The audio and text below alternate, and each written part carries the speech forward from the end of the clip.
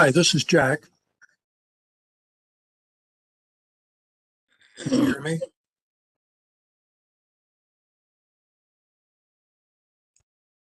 This is Laura. Can you hear me? I can hear Jack. Jack, can you hear me? Yes, I can hear you. Okay.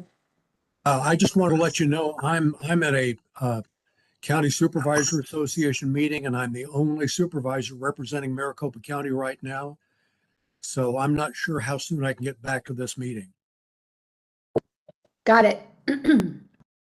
I wanted to let you know. Thank you.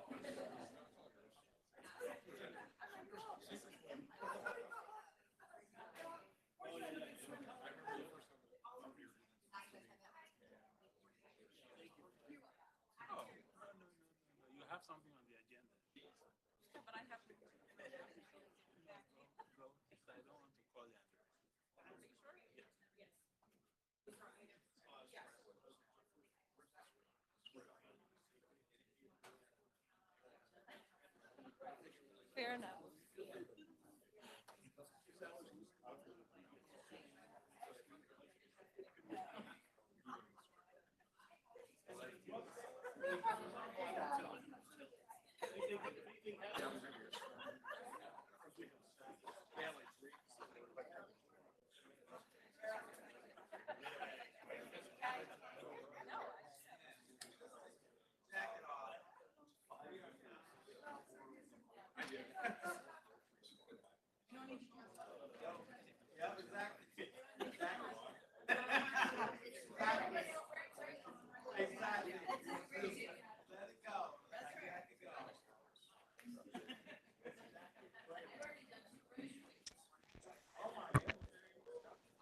Okay, I'm muted.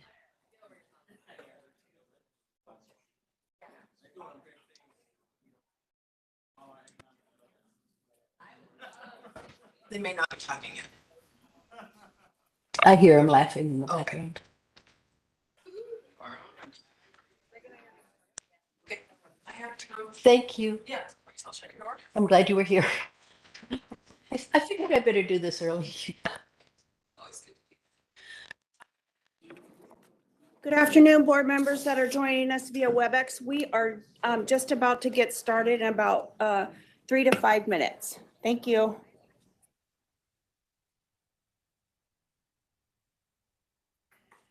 Councilwoman Littlefield, Yes, are you on mute? I am. Okay. Would you like me to remove it or keep No, it? I don't think you're on mute. Councilmember Littlefield, you're not currently on mute. Oh, but it looks like I.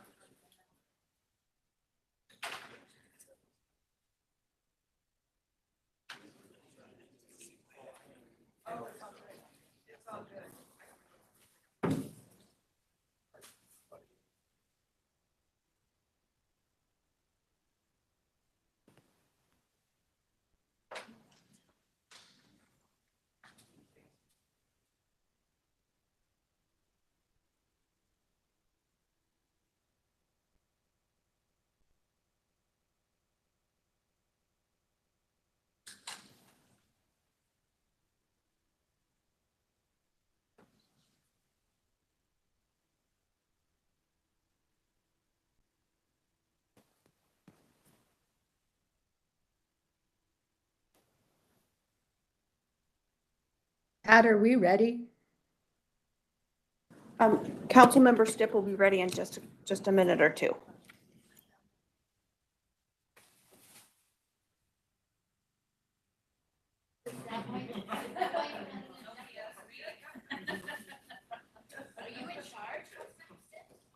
So to all of those that are, on- Yeah, I mean, holy cow.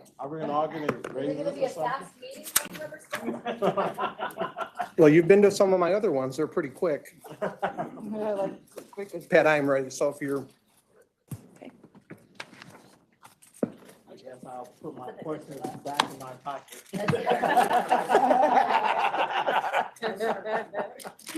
yeah, we'll have none of that. Right, none of that questioning. Yeah, we'll have none of that.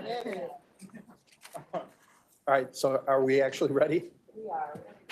I'm looking at Pat though, Yes, I have. because Pat's I have my actually running, first- Pat's actually running the show here. Exactly, make no mistake about it. Don't kid yourself. Oh, you're welcome. All right, so we'll go ahead and call to order the Valley Metro RPTA and Valley Metro Rail joint meeting.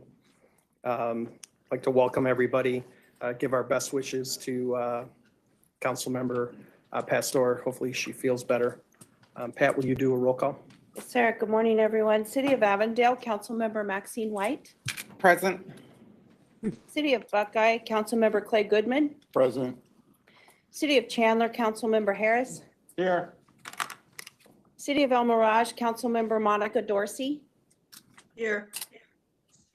Town of Fountain Hills, Vice Mayor Peggy McMahon. Town of Gilbert, Mayor Bridget Peterson. Here. Swift City, Councilmember Lauren Helmut. I knew you were going to do that.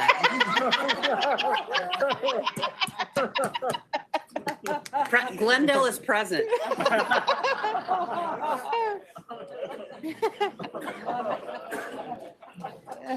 City of Goodyear, Councilmember Bill Stipp. I appreciate not calling out pink, but yes, present. Well, wait, when your city makes a We have a proclamation, concert. we'll do it. Maricopa County Supervisor Jack Sellers. Okay. City of Mesa, Vice Mayor Francisco Heredia. Here. City of Phoenix, Councilmember Laura Pastor. here, Town of Queen Creek, Vice Mayor Jeff Brown. Present. City of Scottsdale, Vice Mayor Kathy Littlefield. Here. City of Surprise, Councilmember Allie Klein. Here. City of Tempe, Vice Mayor Jennifer Adams. Here. City of Tolleson, Adolfo Gomez. Town of Wickenburg, Mayor Rui Pereira.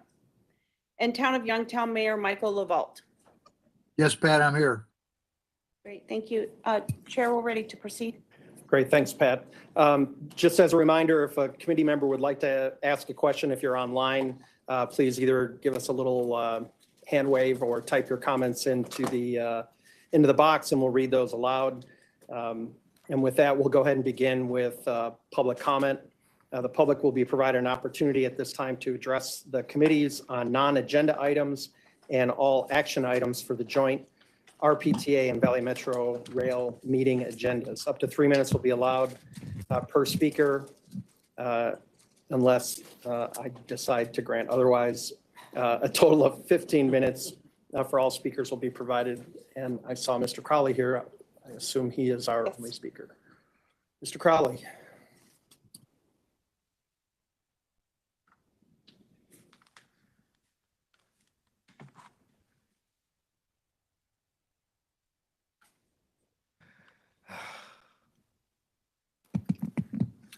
I have also turned in stuff over to RPTA for their meeting and also to RPTA Rail or the Rail for specific items. I also did for the 3 items on your mixed agenda. So rather than going over that, or will those be a part of the minutes and that, will they have been contacted or what? Mr. Crowley, the information that you provided yesterday will be written into the board minutes where is appropriate.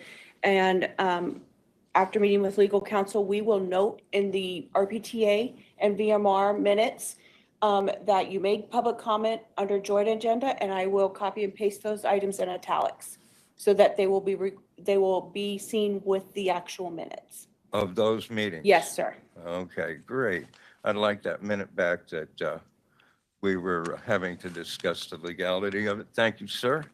Got a picture here of Gilbert, and I have a article there about how her council believes that they have killed the light rail, which didn't exist in Gilbert, to quote somebody. So the light rail in Gilbert isn't going to exist, but with the extension of Prop 400, that rail monstrosity that you guys are and are doing, will it include a Gilbert extension? What is it that it's going to have and be?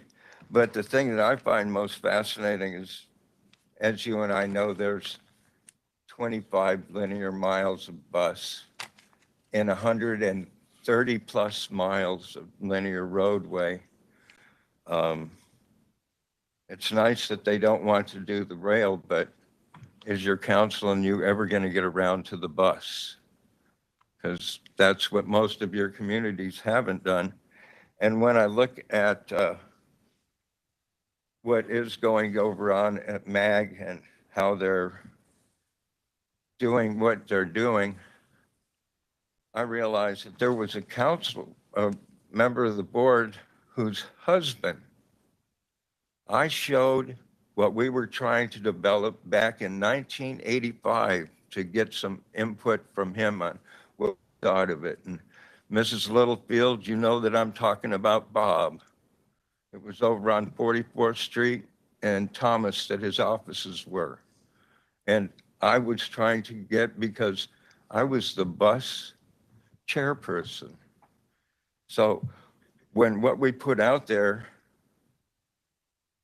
how have you done what you should have done? Because there's 1,100 bus stops within your communities that have no, some of them have no bench, and all of those 1,100 have no shelter.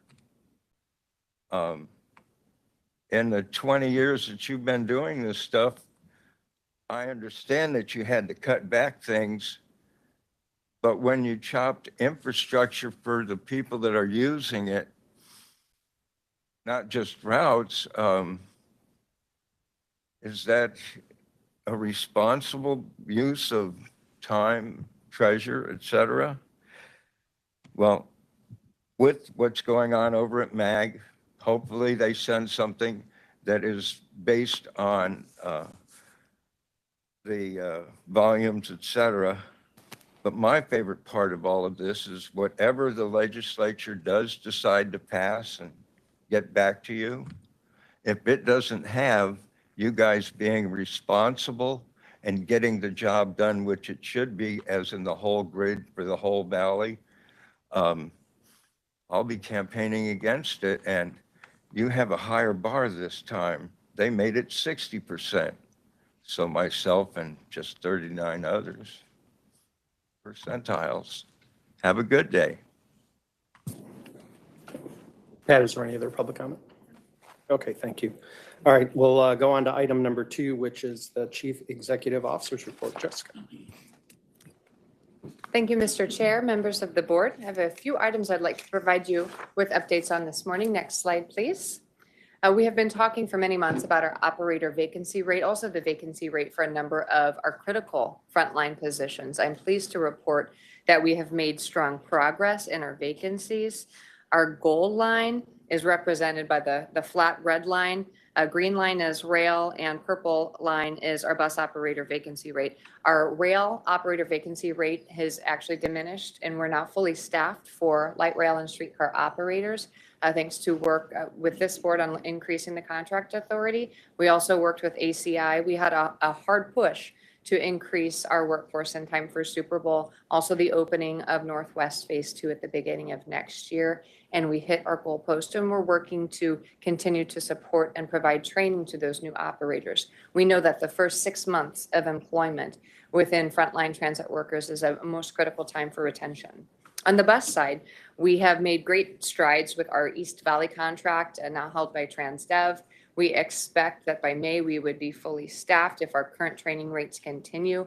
Our missed trips have fallen to right around, or a little bit below actually, 3% on the TransDev East Valley contract. We are still working with Total Transit in the West Valley to increase their numbers. It's a much smaller contract, but we're continuing to struggle. We do have operators in the pipeline now, and we are hopeful that those operators will be successful and will stay on the contract with us.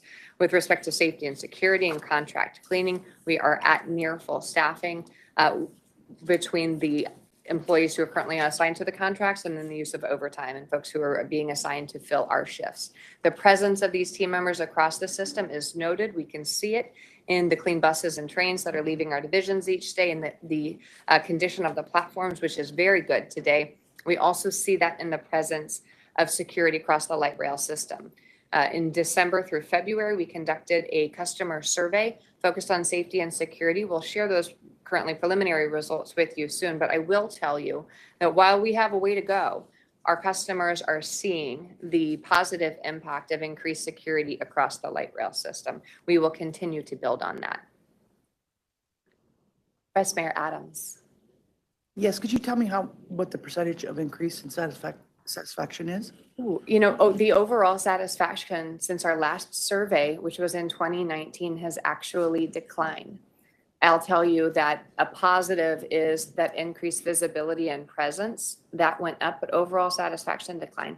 What we're hearing, and we'll have a deeper conversation about this, but what customers are telling us that makes them feel less secure is the behavior of their fellow customers across the system. And I would say this is consistent with what we're seeing in transit agencies across the country and in public spaces across the country. And this is a strong area of emphasis for us. Just 2 weeks ago, we were pleased to host an APTA, that's American Public Transit Association, Safety and Security Peer Review. We had leadership not only from APTA's safety and security team, but from our peers in San Diego, Seattle, and Miami. Thank you, Don. Here, looking at our safety, security, and quality assurance programs and making recommendations. So we've got some things that we're working on. It was a wonderful peer review. I am proud of the progress of our team, but we are focusing our resources on our programs to be responsive to the situation we find ourselves in now and civil behavior, which is different than it was even just a few years ago. So we've got work to do. Thank you. Yeah, it's a pleasure. Last month, we launched mobile ticketing. I mentioned this before, but now I want to share some data with you.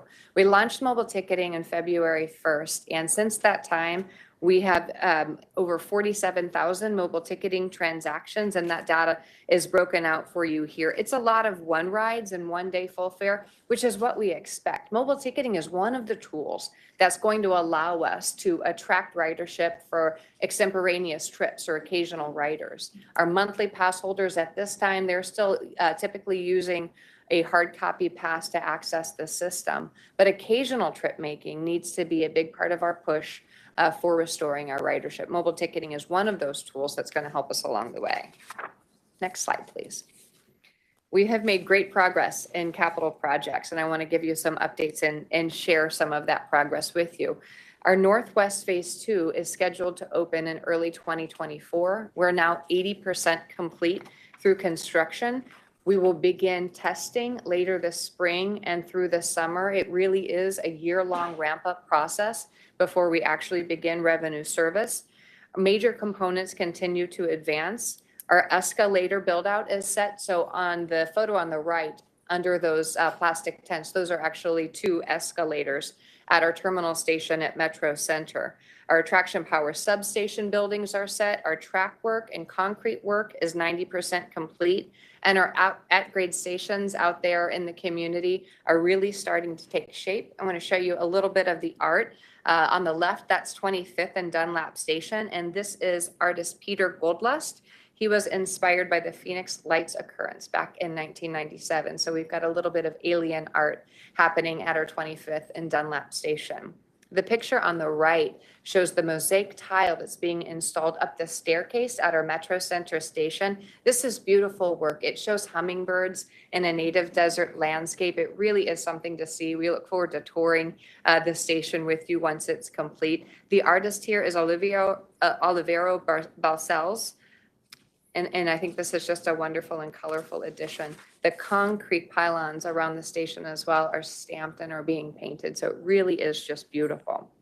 Moving on right here to downtown with the South Central Extension Downtown Hub project. We're about 65% complete with construction. The image on the left shows the general feel of the downtown environment. This happens to be cityscape. We did lift up much of that work in advance of Super Bowl near the end of December. We're going to see continued work throughout downtown. This is things like attraction power substations or signal houses up until we begin preparing for revenue service. The image on the right is a piece of art that's part of the South Central Extension Downtown Hub. This is artist Jennifer Stratman with her newly installed work. And this is at the 5th Street Signal Building on the north side of Washington near the Downtown Hub. And the artwork will actually be lit in the evening hours, so you can see the beautiful colors there. Further down south, the project focus remains on wrapping up still our underground utility work. This is utilities, it includes sewers, completing some digging, and now shifting to roadway improvements. The image here shows a roundabout that's taking shape. That's immediately adjacent to the Rio Salado Audubon Center, right in the heart of South Central. I want to highlight one particular program that is part of our Arts Line project. We're highlighting an artist for spring of 2023. Her name is Farnaz Mansouri. She created this mural, which is really beautiful. This is at our Roosevelt station, so just a station north of here. This kicks off our Art Detour 35 program, and this month we are celebrating Women's History Month. And Iranian artist Farnaz Mansouri's goal is to create art that people can see from different perspectives. She finds that we all experience this, and I would agree, having seen this art, we all experience this and come away with a different conclusion about what this means to each of us. And so it's working at the intersection of the transit experience and the human experience. I think that this artwork really, really shines. So I encourage you, when you have the opportunity, to make your way to Roosevelt Station. Last month, or actually this month, we also announced a partnership with the Phoenix Rising Football Club. I'm super excited about this. Phoenix Rising, in partnership with City of Phoenix, is constructing their new stadium near our 38th station. It's just a couple hundred feet away from the station. And when they begin play on April 1st, fans will be able to use their light rail ticket or their soccer ticket to access light rail fare. We're very excited about this, and this expands our program, really pushing light rail into the fore of urban experiences across the valley. One of my favorite times of year is the week, which is this week, when we celebrate Transit Worker Appreciation Week. So for us at Valley Metro, from yesterday, March 15th through this Saturday, March 18th, we're hosting events throughout our system. Next slide, please, Stephanie. Where we are honoring and recognizing our transit workforce. These are people who show up for work at 3 o'clock in the morning, who get off work sometimes at 1 o'clock in the morning. Many of our transit workers are driving. They are out there alone on a bus, train, or van through most of their shift, or they are working overnight to maintain our trains, our overhead catenary systems, and our tracks. We enjoyed lunch yesterday, actually, at our Operations and Maintenance Center with each of our shifts. Friday, we'll host events at our bus facilities. Next slide, please. Looking ahead, meetings for the month of April, we've got TMC RMC April 5th, followed immediately by AFS on the 6th, and boards of directors in this room on April 20th. We've got a full agenda looking ahead to the month of April. We've got a great many things that we'll be bringing to you. And then month of May, we are scheduled for the same lineup, May 3rd, 4th, and 18th. May I answer any questions for you, members of the board, Mr. Chair? Thank you. Any questions? Seeing none, thank you, Jessica. Next item on the agenda is the Audit and Finance Subcommittee update, which I have to give. We had a kickoff to the budget, which is basically where we start for the month of March. Ken Kessler did introduce our new comptroller, Michael Matthews. Michael here?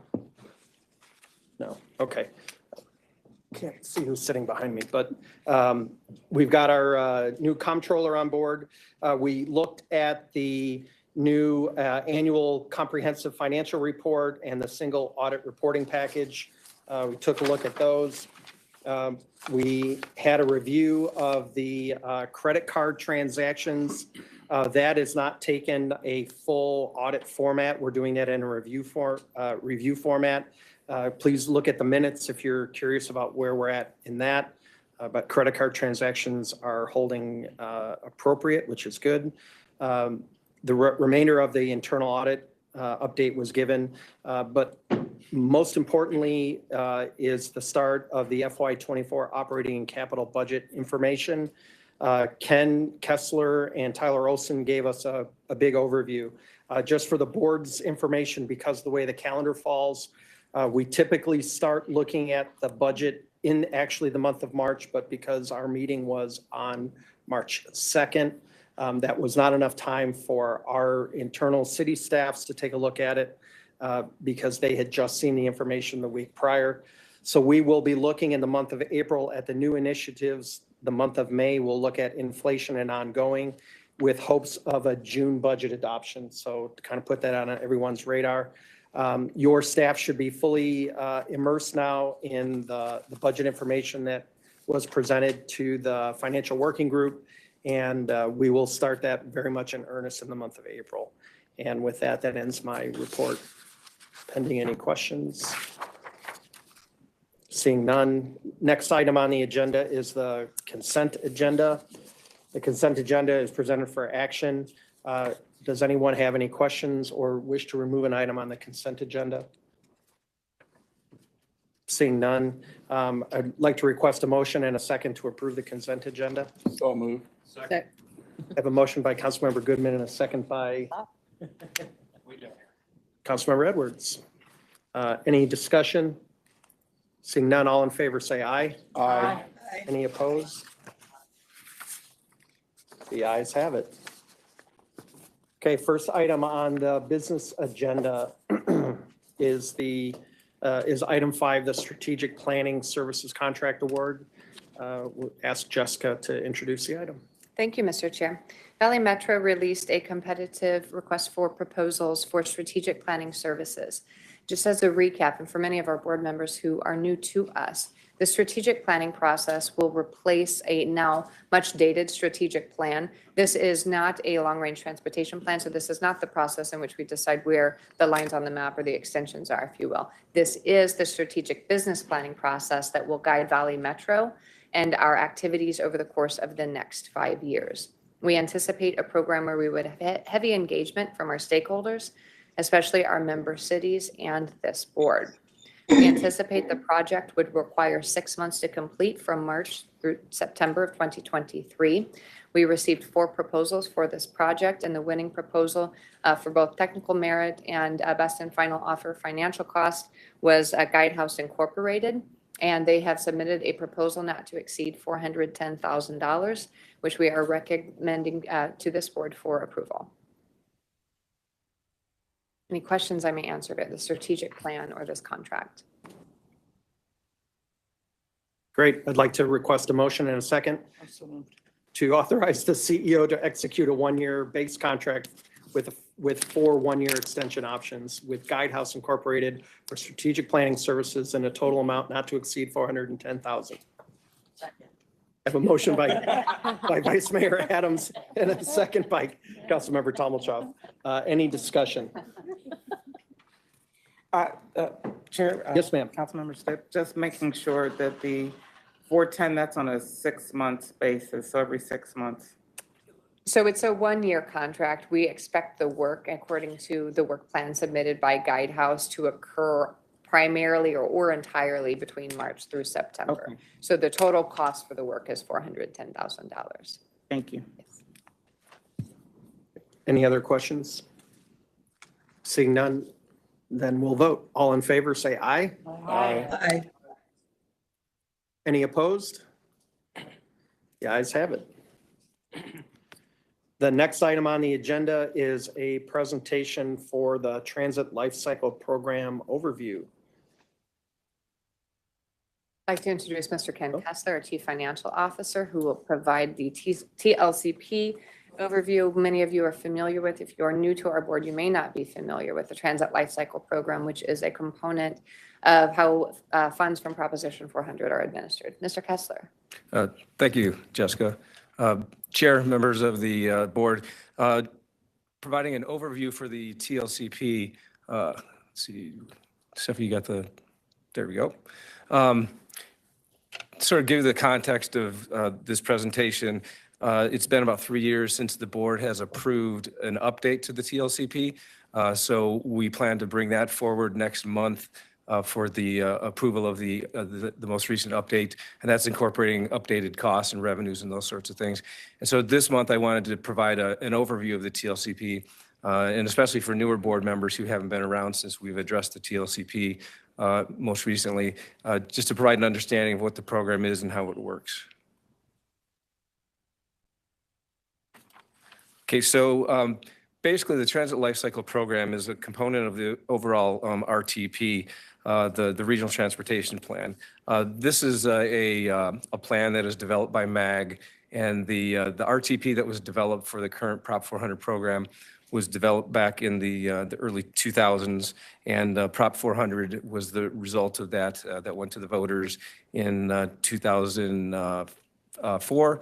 That became effective January 1st of 2006.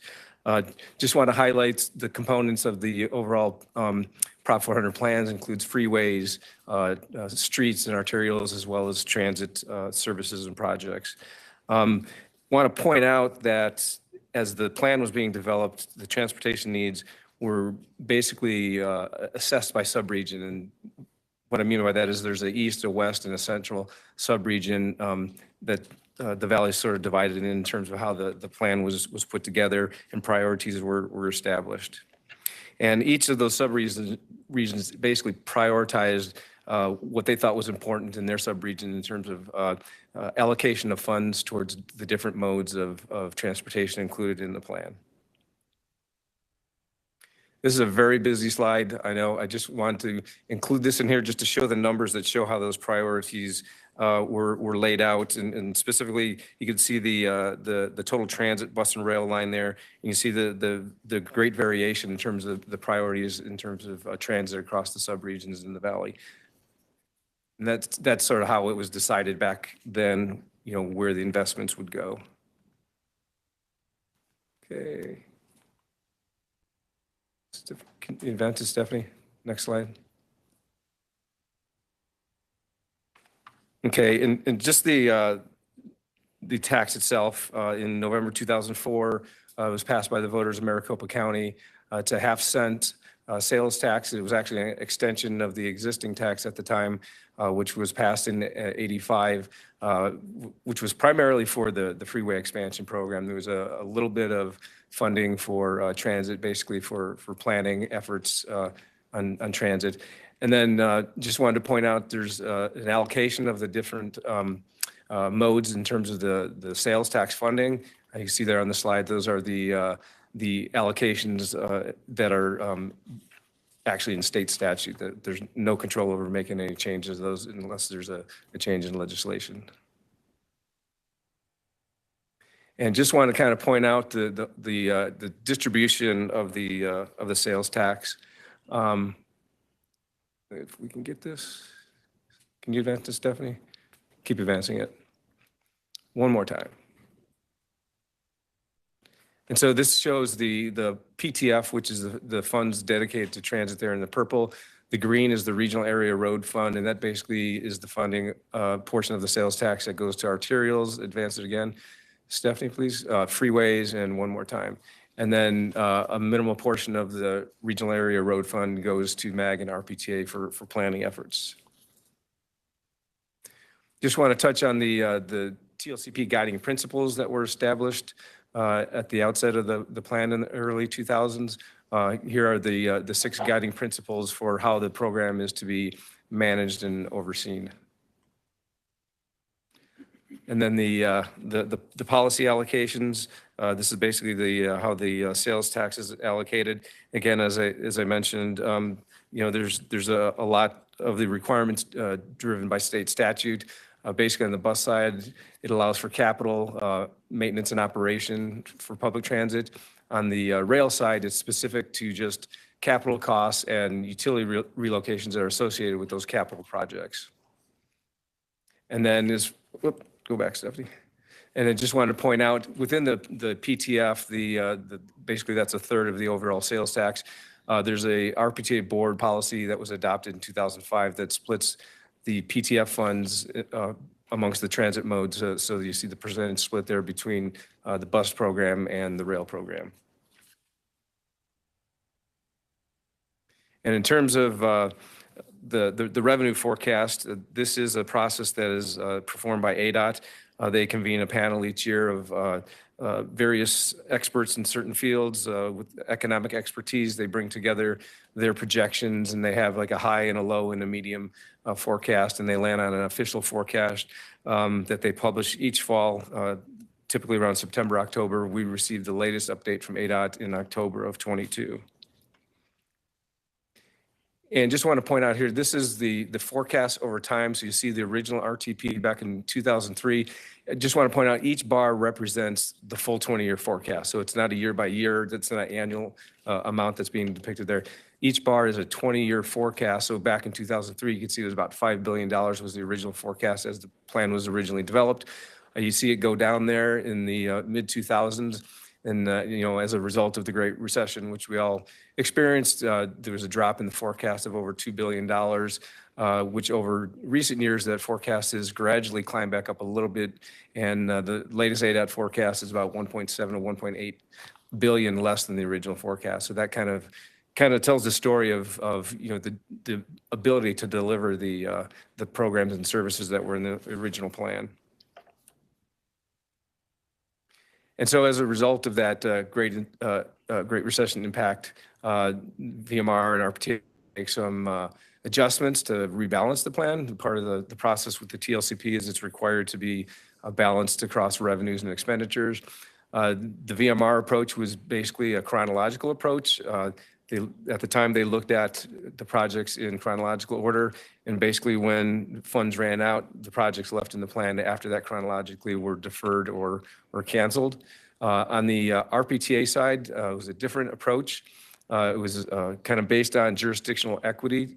Jurisdictional equity was an original guiding principle in a loose sense, sort of just making sure there's basic equity across the region by city and subregion.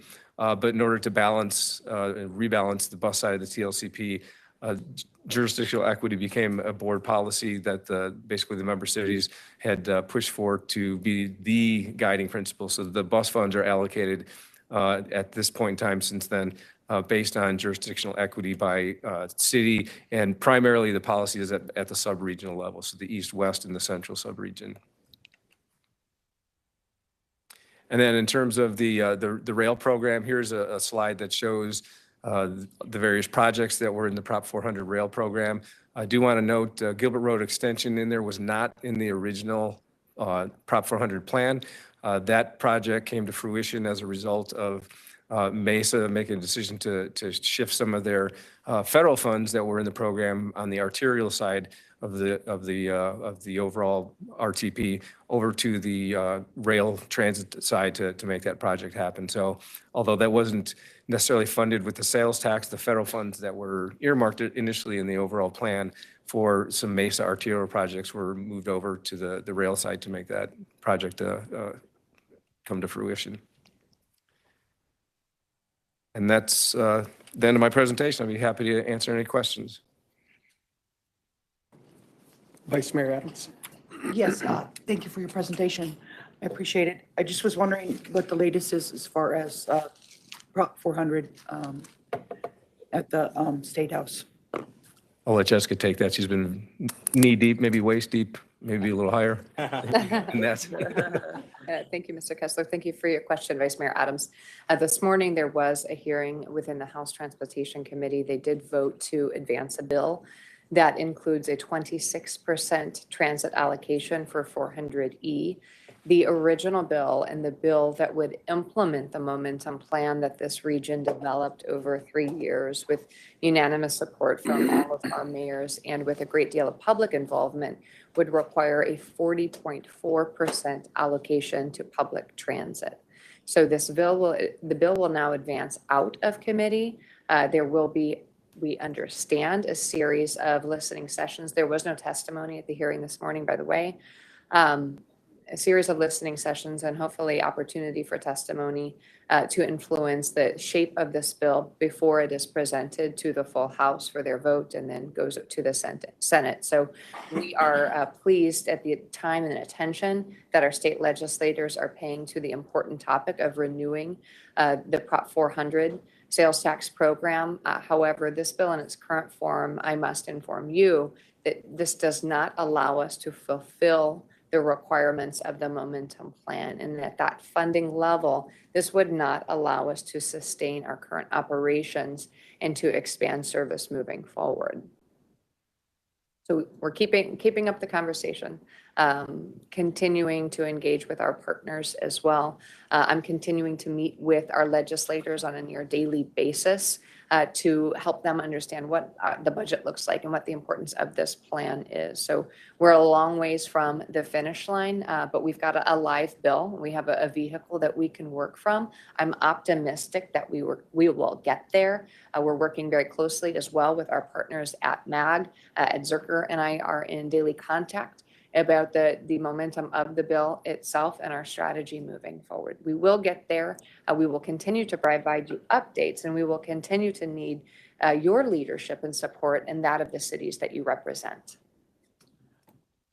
So we're not at 40%, but we're still trying to get to 40%. Yep, we're alive. We're at 26% as of this morning. Okay, and what can we do to help? So I think that this comes direct communication to our legislators from you as Valley Metro RPTA and Valley Metro Rail board members, I think would be incredibly helpful. I'm going to continue to carry that message. Also, that message coming from our business community and stakeholders, some of the institutions who rely on transit service to carry their employees, their customers, and their students would be incredibly helpful. I would be happy to have a conversation about what that landscape might look like and who those super users are within each of your communities. But the more we can communicate with the legislature, I think the better off we are at securing a more stable funding future for our regional public transit system. Thank you so much. Councilmember Tommelchoff? Thank you, Mr. Chair. I just had a thought that, this has been a top front of mind for all of us for quite some time, but we've never dedicated an actual study session, and we've never actually given our CEO any actual direction as far as, how we want to move forward as an agency in trying to get this thing across the finish line. So, I think it's so important to literally every single thing we do, that it might be, whether there's a consensus to do that, to devote a study session just to what is the best approach? And I actually have an open discussion from all of the board members to talk about how do we think we should be moving forward, trying to speak to the legislature. What are some, good talking points? I know I've talked to a few of the legislators and I'm like, there's so much being done about housing and affordable housing and workforce and addressing homelessness. And I said, okay, so do you think these people are going to have cars? Right. There's some really, but I just think that it's so important to the future of this organization that I feel like we should address at least one study session to this topic. Thank you, Mr. Chair. Thank you, Councilmember Tommelchoff. We will take that direction and follow up today. It is timely, so I would recommend conducting that study session at our April board meeting. Vice Mayor? Could we have something earlier than that, just because of the timeline that we're on? It's just a separate study session. Yeah, if there is an appetite to conduct a study session, we could schedule and agendize that. We would work through Pat and Michael, so Pat could be in contact regarding scheduling opportunities. Okay, I think that would be great. The sooner the better. Thank you. Do we have let me just ask it kind of the generic question, because I think I hear where you want to go, but what do we hope is the outcome from that study session? I would say I mean, as far as I know, we haven't given Jessica any clear direction on, I mean, she's down there engaging with different groups of people without really even knowing, having a discussion across the board. And also, I mean, a clear picture of where would we be? I mean, I'd like to at least look at some data on sets on, based on what the current proposal is, what would that even look like so that we can make legitimate arguments? And I think there's, worthwhile conversations. And I mean, nobody said whatever it was, 26% funding. What would that even look like? So things like that. Okay. I just want to make sure we've got clear direction. I know, I'm right next to you. Right next to me. Councilmember Klein? Thank you, sir. Do you have the bill number that was live this morning so that if I'm talking to my InterGov, I don't say, hey, the bill, and there's like 127 of them going? Councilmember Klein, let me get that. Okay. Oh, there we go. 1246. Faithfully, Alexis is listening in. Yeah, 1246. 1246. Perfect, thank you. 1246. Vice Mayor Brown? Thank you, Chair Stipp. Jessica, you talked a bit about the 40.4% and the percentage, and it's certainly clear that that would be the primary concern. Are there any other concerns or thoughts with respect to the 1246 bill? And then my next question, I'll just load it right up front, is what about other bills and what are the thought processes, whether to ride one or to hedge bets? So this is the bill, that most recent bill that has been dropped. We understand that Senator Livingston would also like to propose a bill that hasn't happened yet. So currently, this is the bill that we're working on. There are 4 specific changes that our partners at MAG would want to see adjustments on within this language. So it really is more than just the 40.4% allocation. It gives us something to work from.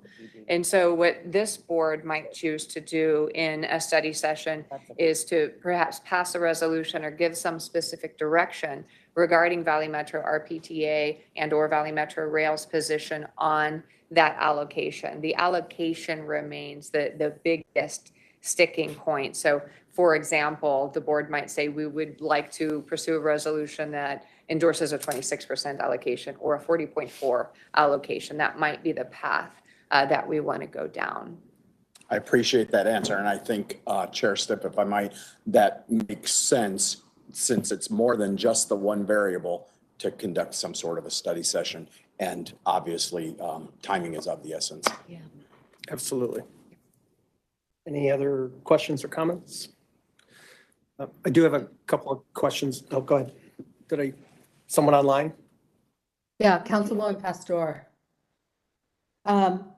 So obviously, I'm hearing the conversation and I think it is desperately needed to have a study session. And out of that study session, we do come out with some very concrete pieces, as Jessica stated, as a resolution of this is where the stance is. And then from there, really do an outreach effort, but we have to move quickly because this is, happening fast and furious. And an outreach effort and divide and conquer of who we need to contact and on how we move and what our talking points are. So I think it's vital that we do in the study session. Oh.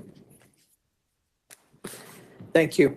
Mr. Chair? Oh. I'd just like to clarify too. I think one of the things, I mean, as far as I don't know, I mean, I know what our current funding as our capital improvement plan and our ongoing operations, but where, I mean, if this ends up being a negotiation, I think it's important for the board to understand like where, if we have to negotiate, what is our bottom line?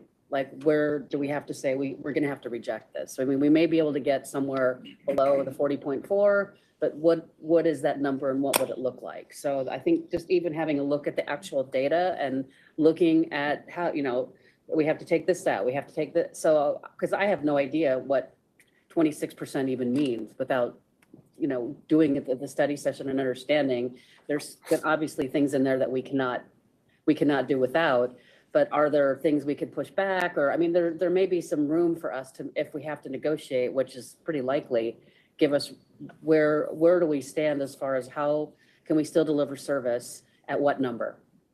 I think it would be helpful if we invited MAG to provide this presentation to the board, since they're the keepers of the regional plan in Nut Valley Metro. I think we can explore these options and levels of funding, and MAG has given a great many presentations to different committees in the House and the Senate on this topic. So I would love it if we could have them here in the room and move through these questions. Great, thank you. Michael, I think you had a comment. Yes, thank you, Chair, and thank you, Jessica, for bringing it background to the regional plan. I just wanted to advise the board that this agendized item is about the TLCP. And so when I believe what you brought up is an incredibly important conversation, and I think it's a great suggestion to have a study session, but we should probably agendize that and then have the rest of that conversation at that time. Okay, thank you for the advice. Any other questions before I launch into my one? You got my list? No, yeah. Can we go back, I think to slide 29, I think it's only a couple slides back. Yeah, this one, that'll work. Just for the board's understanding for the new board members, the board policy about PTF allocations is simply that. It's a board policy that we can elect to change at any time. We've had previous discussions over the past few years about whether this needs to change or not. We've had ups and downs with jurisdictional equity discussion. So as you're hearing this information for the very first time, I just wanted to point out that there are some things within this that are state statute driven, and there are some that are this board policy driven. So if this conversation comes back up again, just kind of keep that in mind. That was all I wanted to kind of point out.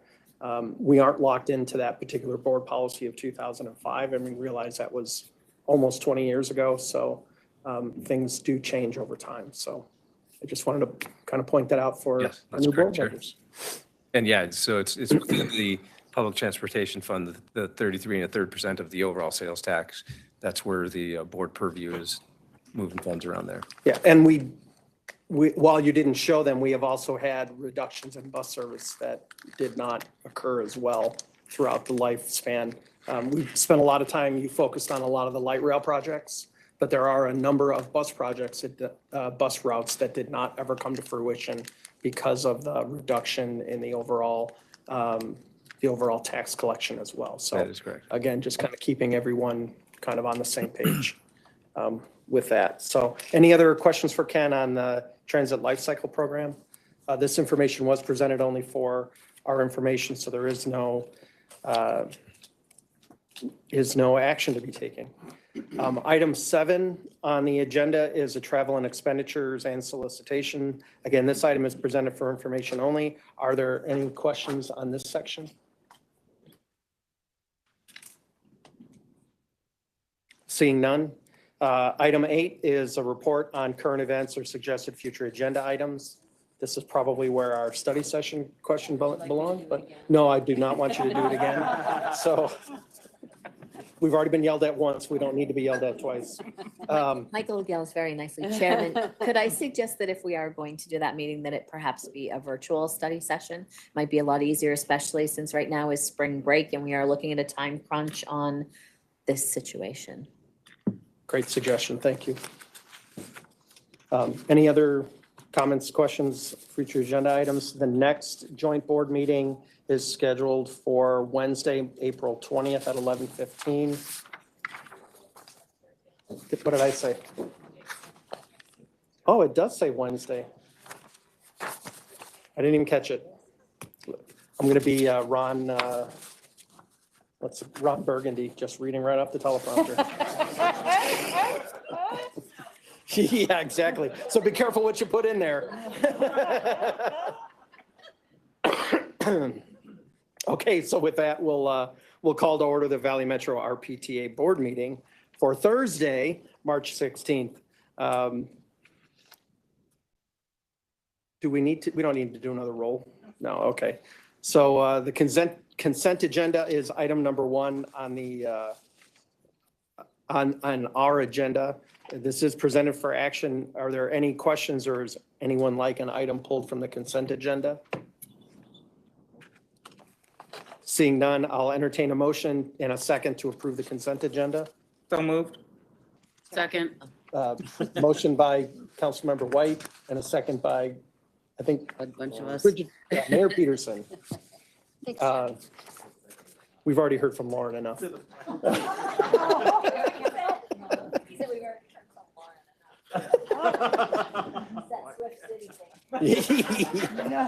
All right, I'm going to lose control. All right, so we have a motion and a second.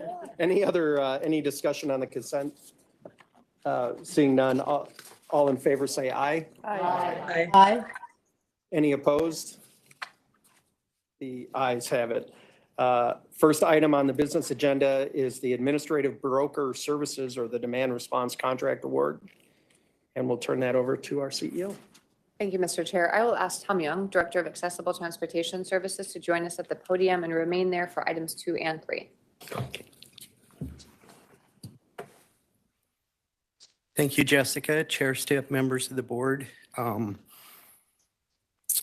going to give a brief or a high-level overview of actually the next 2 items on the agenda. Is this going to work? Okay, so to start with, Valley Metro manages 2 demand response programs, Ride Choice and then the ADA Paratransit Program. The Ride Choice program provides alternative travel options for people with disabilities, seniors, some low-income individuals, and some veterans. There are currently 11 participating jurisdictions in the Ride Choice program. Shifting to the ADA Paratransit Program, it's a highly regulated demand response service for people with disabilities under the Americans with Disabilities Act. The ADA program provides service to people with disabilities that cannot functionally use the regular fixed route or light rail services. At minimum, it operates within 3/4 of a mile of the bus service and also within a radius of rail stations.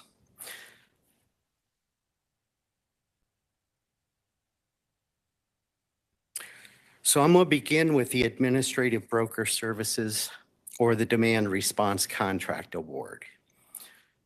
So the broker is going to be responsible for taking all reservations for both demand response services, Ride Choice and ADA Paratransit. They're also going to be responsible for contracting with the Ride Choice service providers and scheduling all the trips for both the programs. As part of this contract, the award also includes the management of other demand response programs to include microtransit as may come in the future in different jurisdictions. The contract term for this contract is a base 5 years with 3 one-year options for extension for a total of 8 years. For reservations and scheduling of the trips, the contract expenditure is not to exceed $54,344,400. And for the provider costs for both the Ride Choice and Paratransit overflow providers, the not to exceed amount is $64,193 for a total contract award of $118,444,593 for the full 8-year period. I'm going to shift real quick. The second item is actually the operations and maintenance contract for the operation of the ADA Paratransit Program in Valley Metro-owned vehicles.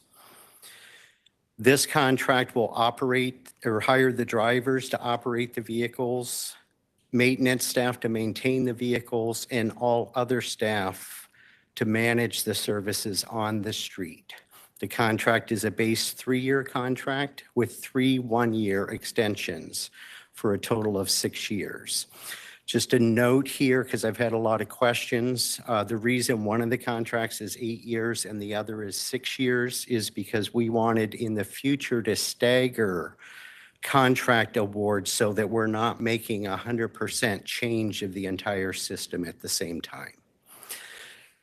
The full 6-year contract is projected to not exceed $145,551,351 total. So at this time, I can answer any questions on both the next 2 items on the agenda, the administrative broker contract and the operations and maintenance contract. Great. Thank you, Tom. We'll go ahead and we'll start with the administrative broker services, which is item 2 on the agenda. I'll take a motion in a second, and then we'll do discussion, then we can ask Tom the question. So we'll separate these 2 kind of appropriately from one another. So I'd like to request a motion in a second to authorize the CEO to execute a contract with Creative Software Solutions, LLC, doing business as MJM Innovations for administrative broker services or demand response for a total contract value not to exceed $49,404,000 plus a 10% contingency of $4,940,400 for a total of it's hard to do when you're only breathing through your mouth.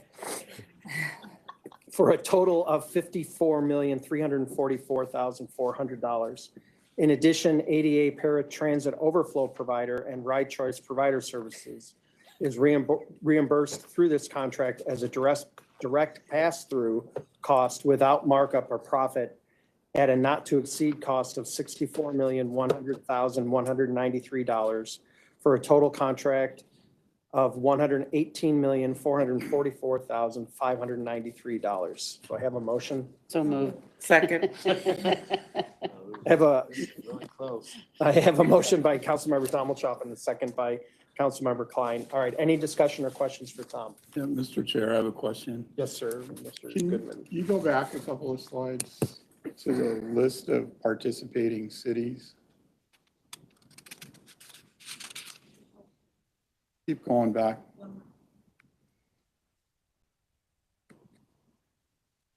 I couldn't help but notice that Buckeye doesn't appear on either one of these lists. So first question, was that a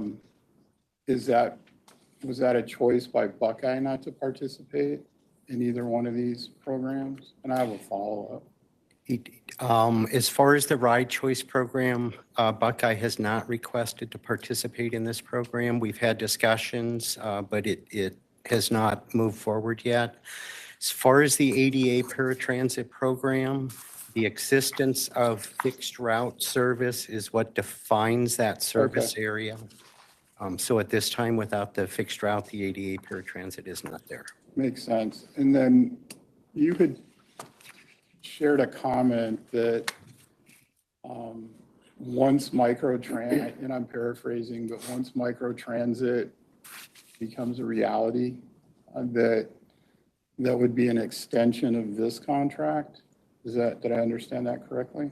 That is correct. So as we're setting up the administrative broker, we want them to have the ability to manage any demand response type program, which will include microtransit.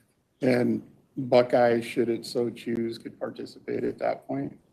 Yes. Okay, thank you. Thank you. Great questions. Anybody else have any questions? Not seeing any online, so we'll go ahead and vote. All in favor of item 2, please say aye. Aye. Any opposed? Ayes have it. Okay, item 3 is the ADA Paratransit Operations and Maintenance Contract Service Award. So I'll request a motion and a second to authorize the CEO to execute a 3-year base contract with 3 one-year options with MTM Transit for ADA Paratransit Operations and Maintenance Services for a total contract value not to exceed $132,319,410 plus a 10% contingency of $13,231,941 in a total amount not to exceed $145,444,400 $551,351. Do I have that motion? So moved. I have a, not very loud. Motion by Vice Mayor Adams and a second by Councilmember Harris. Any discussion or questions on this? All right. Was that a question, Jack, or are you just pointing? No, okay. No question. Thank you. Okay, I saw your hand go up. All right, so with that, we'll vote. All in favor, say aye. Aye. Any opposed? The ayes have it. Item 4 on the agenda is the authorization to issue a request for proposals for the West Valley Transit Services contract. CEO. Thank you, Mr. Chair. I'll take that item. The item before you is a request to the board for Valley Metro RPTA to issue a request for proposals for services in the West Valley. I want to highlight, and I think this is a good continuation of the conversation that Tom was just presenting, and Councilmember Goodman, to your question about the evolution of service in the West Valley over time. It is time for us to procure new services. Our current contract expires on June 30th of 2024. That is held by Total Transit. We're also at a moment where our demand for mobility is changing in the West Valley. Current West Valley service that operates today includes 5 express bus routes, the Grand Avenue Limited, and then the Avondale Zoom and the Peoria Pogo circulators. With respect to the Zoom and the Pogo routes, we anticipate that that service over time is going to disappear because of a lack of productivity. At the same time, many of our West Valley cities and some of our East Valley cities have begun implementing microtransit pilot programs. So as we structure our new contract for transit operations and maintenance services, what we are requesting this board approve that we put out is an array of services that would include fixed route, including commuter express service, local service, and demand responsive service, which could include paratransit and microtransit. I'd like to think of this like a menu of options that we can enter into a contract with a provider for, and then choose to execute those options over time as the demand of our cities grow and evolve. We're requesting that this RFP be structured as a 5-year contract as a base with 5 one-year option years that allow us to extend or choose not to extend moving forward. The period of performance for this new contract would begin July 1 of 2024. At this time, we're estimating the operations and maintenance budget for this program to be about $7 million per year, much of which would be funded by regional transportation sales tax proceeds and potentially with member city funding as well, depending on the scope of services to be provided. We think that this forward-looking, more flexible approach will allow us to more effectively meet the needs of our member cities and customers who live and work there into the future. In the background, you heard from Tom about the tools and technology that we are acquiring, thanks to the approval of this board today, to be able to support the execution of this service. We also have parallel efforts to prepare the capital for supporting such a service profile. We're currently conducting a feasibility study for a West Valley operations and maintenance study, and we'll begin a design process on that very soon. We're also working with our member cities in the West Valley to secure federal funding opportunities for the vehicles that would support this service, including battery electric microtransit vehicles. So it's an ongoing conversation, and I see our member city staff here that we have been working with on a near daily basis to begin this program. Are there any questions I can answer or thoughts from this committee on this proposal? Does anyone have questions? Okay. Yes, Vice Mayor. Yes, would this help, when you talk about the, like the pilot programs, would this help Tempe expand our orbit into South Tempe? Because right now our orbit just runs in a certain section of town.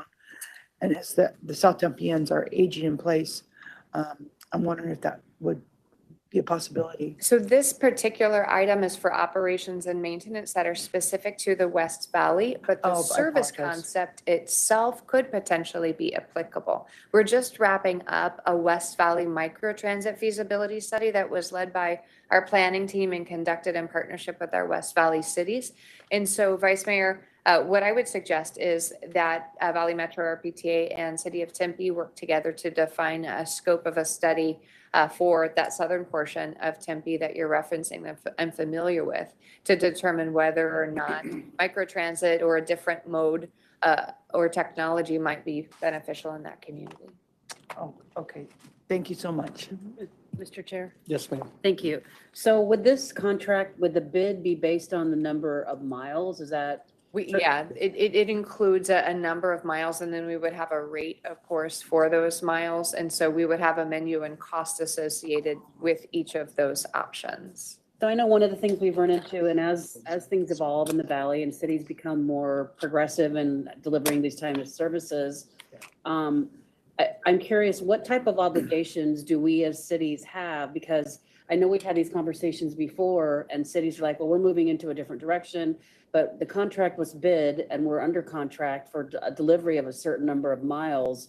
So at least for I'm glad to see we have 1-year renewal, so that gives cities an opportunity to opt out should they choose that whatever this model isn't going to work for them in the future. But what kind of obligation, or should we build any obligation in? Because what happens is then the cities that are staying in the system are responsible for fulfilling the contract, and the cost per mile for the rest of the cities goes up. Yeah. So that's been an issue in the past, and I don't know if this would be the time, maybe at least as far as West Valley, to address that issue. So I think it is. We have to begin with an estimated number of service miles and hours and service types so that the contractor can provide us a price. And so what I'd like us to do, and what we are doing, is starting out kind of small on those estimated miles and hours and allowing that room for growth rather than coming in high and backing down. I also think having the menu of options for modes allows us to switch between them. And that's what we're seeing with the discontinuance of the POGO and the Zoom today in West Valley. It's not that we're eliminating public mobility in those marketplaces, but we're moving from one product to another, and having that within the same contract with the same vendor allows us to do that without facing the penalty that we do now by reducing the fixed route miles and hours now. It thereby increases the rate for the rest of the contract. That's a vulnerability for us. So I think beginning with a modest mile an hour estimate, which we're proposing here, and then putting these tools or modes within the same contract allows us to scale and switch between modes appropriately. Of course, with consistency for the customer. I'm not suggesting that every quarter or every 6 months we should be making a service change, but over the life cycle of what could potentially be a 10-year contract, especially at this moment when we think about how West Valley is going to change from 2024 to 2034, having this flexibility in modes and quantity, I think, is key. If I could, I'm pleased to see that, because I think the lack of flexibility has been an obstacle for some cities in the past. And so the idea, and as long as the cities are committed to, this service provider, I mean, and I know that we've had lots of discussions, and I know Tempe decided to stay in until their contract had ended, because it really does, cities budget, we plan, and when our cost per mile goes up, it really puts all of us in a bind, because we've all kind of agreed this is what we're doing. But with the flexibility, hopefully we can still keep everybody in, and then you can, at the end of the 5 years, you have every year you have an option to opt out if it's not working for you anymore. Yeah. Absolutely. There are still commitments, though. Right. So there are commitments on the infrastructure side when it comes to purchasing vehicles. These are long-term commitments. Certainly when we get to the operations and maintenance facility, it's a long-term commitment. We need it. The model that we have now with the facility we're operating out of is not a good one, and that facility is not poised to support any growth. So we need to do this, but this helps reduce the risk for the member cities, and giving them more options allows them to, I think, purchase products and services that are more resonant with them, recognizing that what's resonant today might look very different in 5 years. All right, thank you. Great. Any other questions? Seeing none online. Then I'd like to request a motion and a second to authorize the CEO to issue a federally compliant request for proposal to perform transit services which include express, local fixed route, and demand response in the West Valley for a 5-year base period with 5 one-year options for a total of 10 years. So moved. Second. I have a motion by Councilmember Goodman and a second by Councilmember White. Any other discussion or questions? Seeing none. All in favor, say aye. Aye. Any opposed? Ayes have it. Item 5 on the agenda is the FY24 operating and capital budget information for Valley Metro RPTA. I see Ken coming to the podium. Yep. It is once again budget season. Mr. Kessler is going to walk us through a high-level overview of budget process. We have a workshop coming up, when, Ken? With Tuesday of next week with member city staff. Yes, And so- I think that's going to be a joint RTAG and financial working group That's correct. meeting. So so I'm providing a high-level overview. We've already brought this high-level overview to the financial working group, TMC, RMC, the AFS, and now here at the board. We'll get into the details starting next week, as Jessica mentioned, and dive into that more deeply as we go forward. So just wanted to present here, these are some of the high-level key numbers associated with service. This is specifically operated by RPTA. It's not the entirety of the operating budget.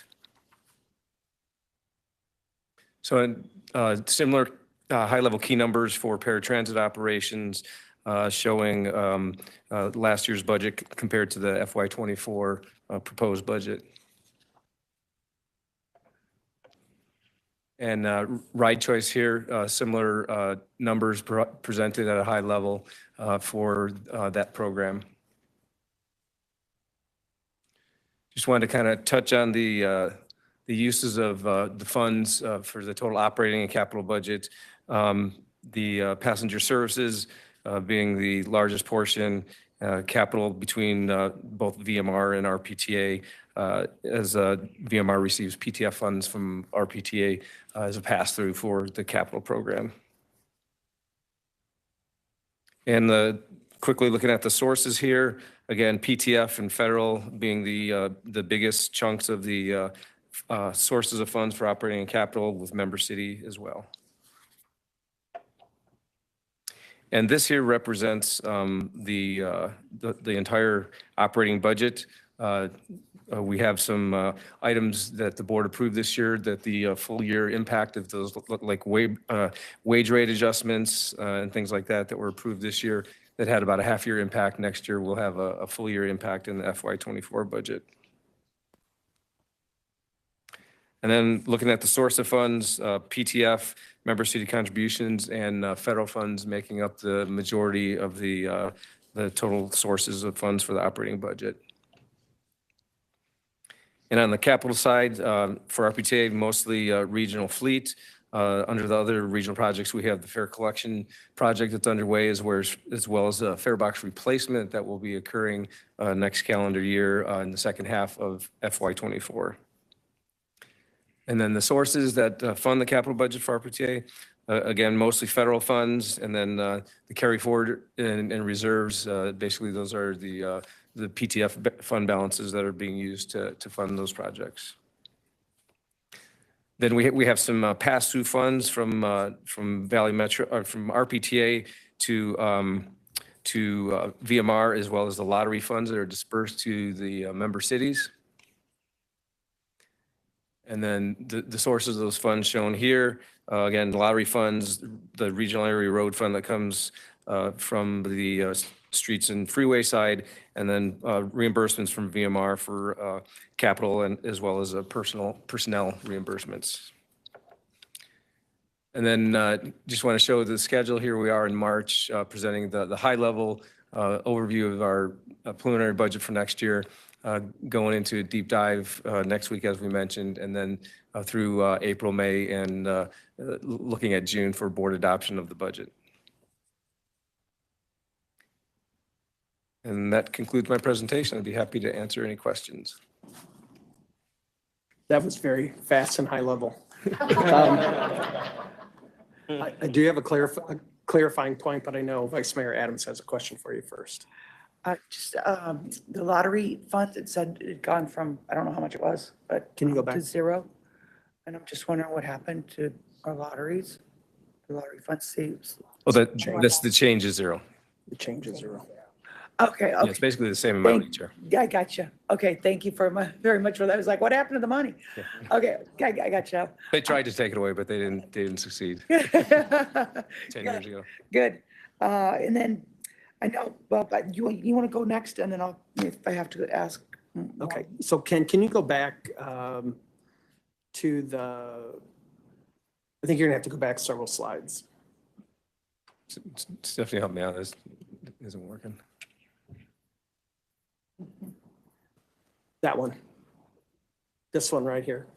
The fixed route operations showing a 17% change. Can you explain to the board where that's represented, that $20 million change? Sure. Most of that, Mr. Chair, members of the board, most of that is related to a full year impact of the wage rate adjustments that were approved by the board back in December. So in the current year, we have about a half a year impact of that. Next year, it'll be a full year impact of those changes, as well as increases on the Phoenix operated service as well. Okay, so I think it's important that the board understand that even though an individual city makes changes to their service, an increase or decrease, it reflects here.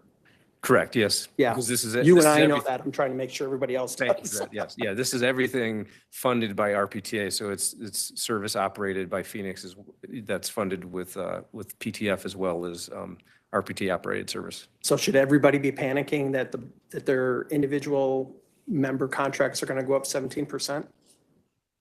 I don't think it's that proportion, Tyler. Correct. Right, it's less because there's a significant chunk of that is Phoenix. Okay, that's what when we're talking high level, I mean, this is a lot of folks' first glance at this. Right. So I want to make sure that they don't go, oh my God, and walk out of here with a giant lump in their throat, that as we go through this budget, and your staff will see this next week, that this will be a lot more palatable to you as an individual city. Yes, that's correct. So just for clarification, and you can guess if you want, as far as the city of Tempe, like about what percentage of increase that they'll That I don't know off the top of my head. I don't know if Tyler has it.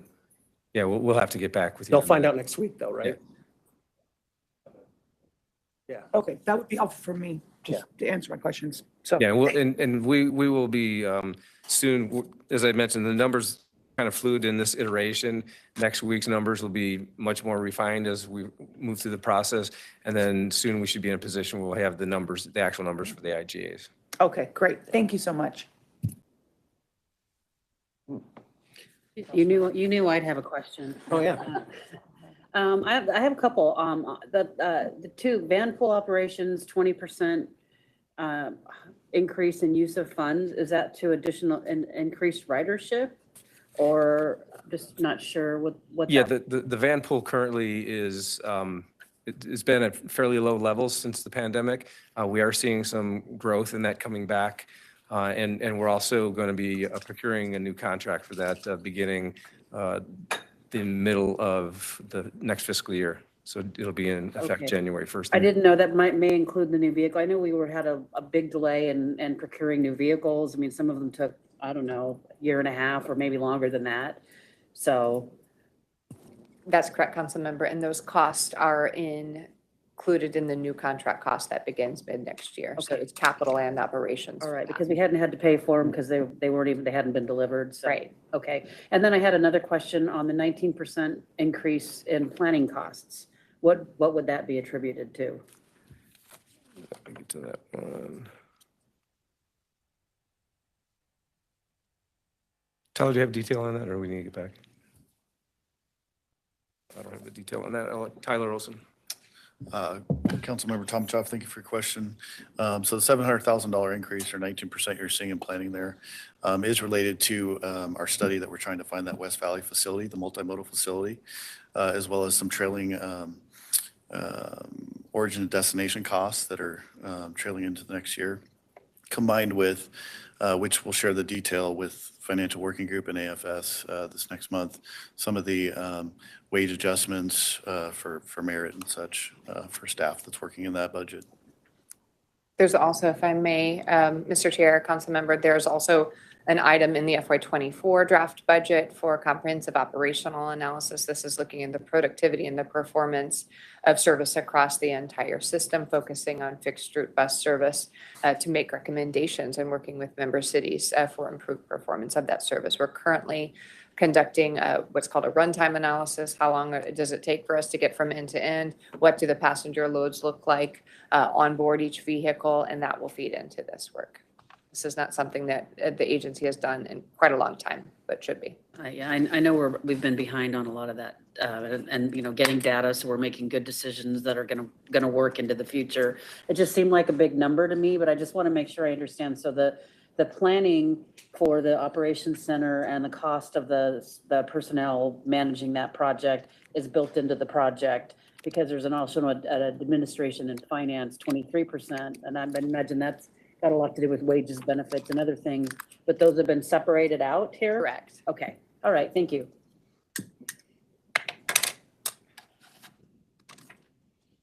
Any other questions? And again, just for the newer board members, the Audit and Finance Subcommittee looks at each one of these items very much in depth. And as you heard in the report, we're going to break down new initiatives, inflationary. We're going to separate those out from ongoing as we look at it. So by the time you actually see the budget presentation start to take shape for the June meeting, we will have gone through many of that. And what it appears to be today may look entirely different by the time we get through May. Just so for the newer board members, so you understand how that process will shake out as well. Your staff are also involved month in and month out through the Financial Working Group and the technical group. I'm drawing a blank all of a sudden on that acronym. RTAG, thank you. And they work in conjunction with AFS as we kind of go through this. So just so everyone's aware. Councilmember White. Sure. I was just taking a look at the source of funds for operations, and I noticed MAG went down 65%. Maybe I didn't understand why the MAG funds went down, but can I get some clarification on that? I think that's just a variation in terms of the funds being used. There's a $5 million, right, that we get from MAG each year? Okay, RARF. But yeah, I think it's just the programming of the use of the funds. Okay. Right. It's not necessarily the funds coming in. It's just how we program the funds for use. Thank you for the clarity. I appreciate it. Okay. This information was obviously presented for information only, be the first of many that we'll see on this.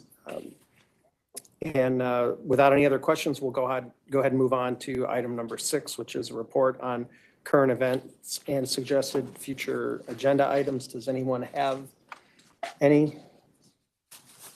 Seeing none, then our next meeting happens to be on Thursday, April 20th at 11:15 a.m. And with that, this meeting is adjourned, and we'll pause and let Valley Metro Rail get started in a minute.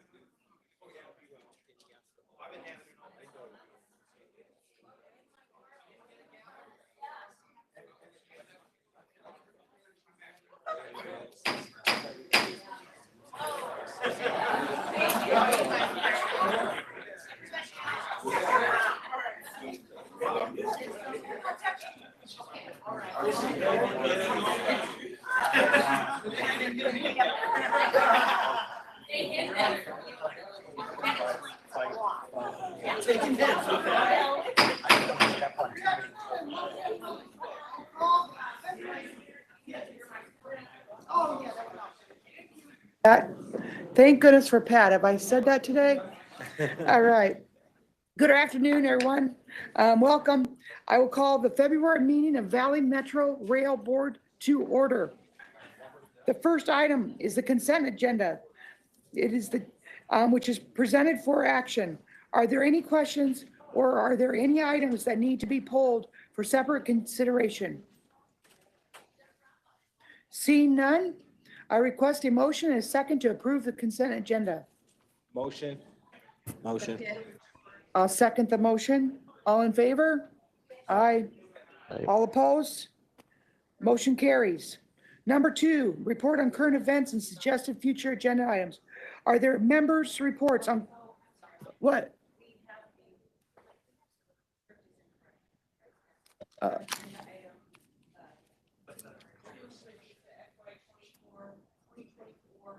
Operating and capital budget. Okay, That'll be next. And then we'll, that will be the last time on that agenda. that you said the recommended, the Yeah. 5-year supply contract? That's item 2? No, ma'am. The consent agenda contained all of the consent agenda items, which was the minutes, the light rail vehicle, street, steel tires and tire block kits, and the streetcar vehicle parts. So then item 2 on the regular agenda is the FY 2024 operating and capital budget that Ken will present. Gotcha. Thank you. Sorry about that. That's okay. So, Ken, if you'd like to present that for us, please? Okay, so same intro remarks, high level initial look at the budget. See if I can get the clicker to work for me. So we'll start light rail operations. Here's the baseline key numbers for rail for FY24. Streetcar, just want to note here, looking at discrepancy in fare revenues, the current year is only a partial year budget for fare revenues because of the 1-year free fare period for that operation.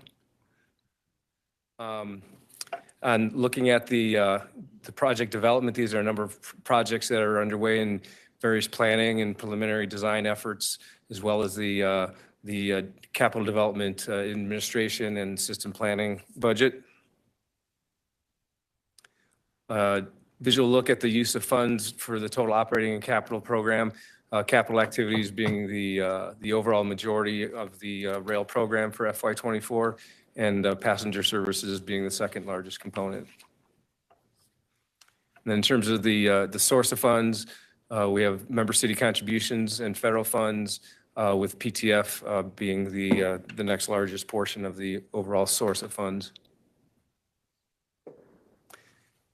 And then on the use of funds, looking at the various, a little bit of detail on the various operations and categories or functions, you have the rail O&M plus security, We have a increase there again, primarily the increase driven by those wage rate adjustments, the full year impact of that, plus the Northwest Extension Phase 2 operations coming on board mid-year FY24.